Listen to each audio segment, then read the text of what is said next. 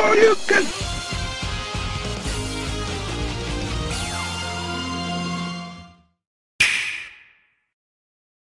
So, it's been about a month since the Nintendo Switch launched, right? So, I guess it gives me a lot of time to actually talk about it without being sucked into the hype train of, oh my god, the Nintendo Switch, ugh! So, from what I can really appraise from my thoughts, it's that the Nintendo Switch is kind of a mixed bag right now. On the one hand, on a scale of decent to amazing, you got a pretty good amount of games to play. On the other hand, there's a lot of features missing, which Nintendo has previously talked about and has essentially left us in the dark for. And as an early adopter, this is kind of be expected, but from Nintendo, it's just a little hurtful. And this isn't really the first time that they've done this either. Remember the 3DS? You know how we all got like 10 free Game Boy Advance games? I remember. Pepperidge Farms probably remembers, but overall my time with the Nintendo Switch has actually been pretty great. And while I'm still a little salty about no virtual console or any actual eShop of any kind really, well, not what it should be, my experience with it has been overall pretty positive. So I'm going to talk about a few games that I've been able to play, and maybe a little more, we'll see. So here we go, my thoughts on the Nintendo Switch.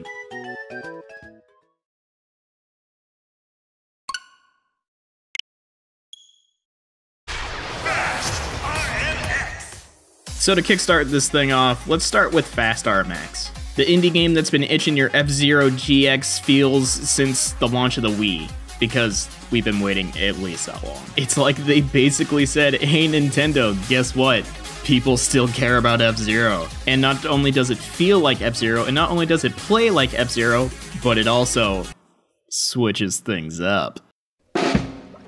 And what I mean by that is that there's a phase shift system to switch what kind of boost you can use, and oh man, do you go fast in this game, as the title would imply. And man, if you didn't think I was a sucker for futuristic racing games, what do you think I use for the music in my intro, man? That's frickin' F-Zero, man! For 20 bucks, Fast RMX is probably some of the best money you can spend on the eShop right now, and I would highly recommend downloading it.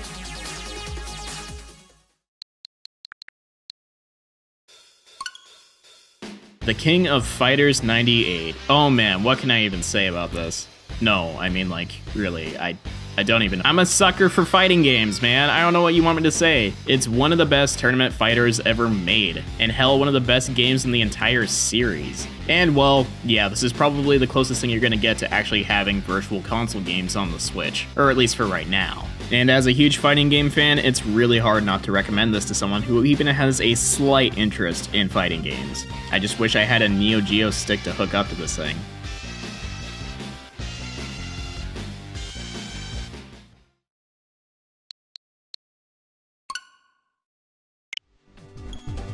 Now, Blaster Master Zero was kind of a surprise for me, considering I had no idea that it was coming out.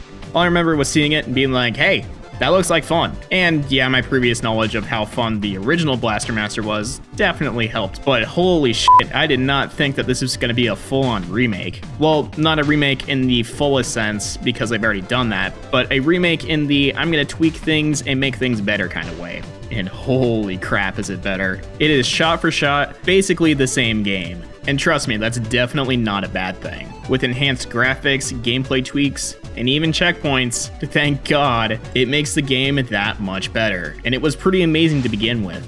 And the best part is that they've made the story even better than it was. In the original, you're a boy who loses his frog, which then ends up in some nuclear waste, and then jumps down a hole, and then you find a tank. In this game, it gives a little bit more of an explanation as to what's going on than besides, you know, having to read it in the Nintendo booklet that came with the game. In conclusion, Blaster Master Zero is definitely worth that $9.99, and just like Fast RMX, it's easily one of the best games on the eShop right now.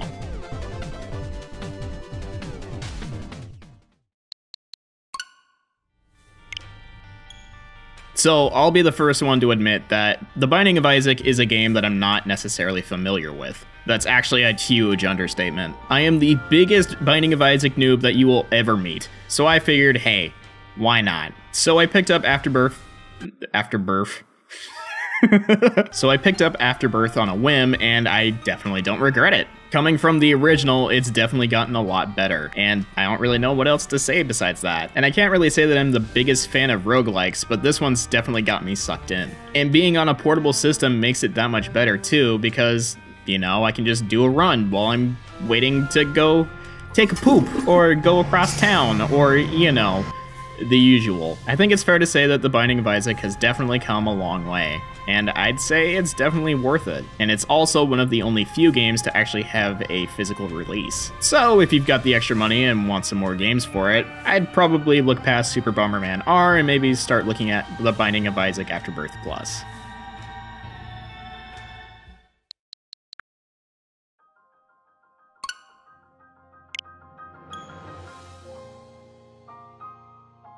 And the big elephant in the room, The Legend of Zelda Breath of the Wild. Oh my god.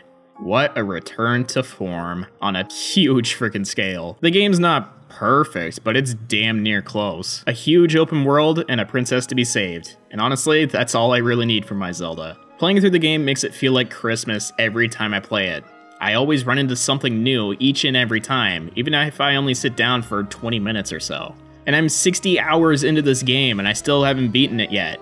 That's how slow I'm taking this, and that's how many new things I'm finding. And of course, I'm not going to spoil anything for you because I'd be a monster if I did.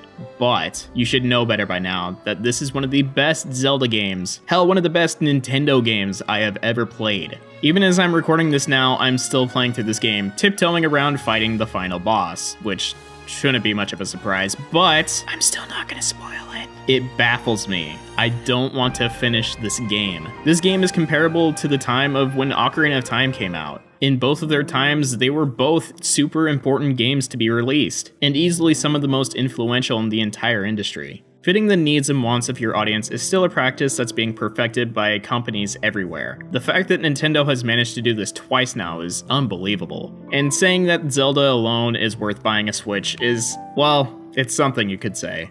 But honestly, I'd probably hold off a little bit. It's still hard to recommend with only Zelda being the main first-party title out right now. I mean, at the end of the month, we have Mario Kart 8 Deluxe coming out, and then soon into the summer, there's Splatoon 2 coming out, but I'd say at least hold off till Mario Kart 8 comes out. But what do you think of the Nintendo Switch?